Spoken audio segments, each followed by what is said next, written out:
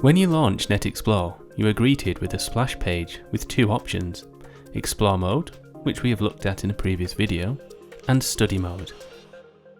Study Mode is a series of paths providing step-by-step learning for much of the content featured in NetExplore. In this video we will look at this feature, so let's click on Study Mode. Once loaded, we have a selection of topics, from the technologies to network deployment. Each of these topics provides a path of learning that you can work through, made up of use cases, concepts and videos. Let's look at the first path, the technologies. Here we have our path made up of 4 videos and 2 quizzes. Notice that on first starting a path, all items past the first will be locked. You will need to complete each item in turn to progress along the path. So, let's start with the first video by clicking it to open a pop-up, then clicking play. You will need to watch 80% of the video to progress. Once complete, you can exit the video and your progress will move on. Work through all the items to get to the final quiz. Each path will have at least 1 quiz, but may have up to 3.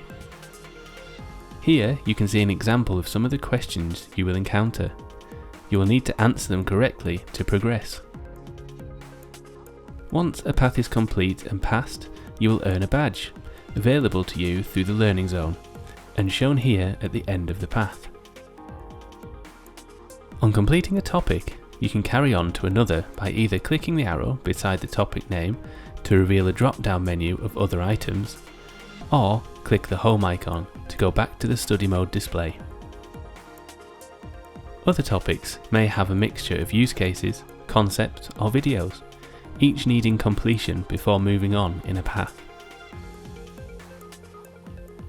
At the end of the study mode page, you will find a button for further training. This takes you onto the Learning Zone, where there is a whole host of telecoms training for you to discover. You will also notice at the top right of the screen there is a button to easily access Explore Mode. Clicking this will take you to the Explore view of NetExplore, where the button will turn into one for Study Mode, allowing easy access to either modes.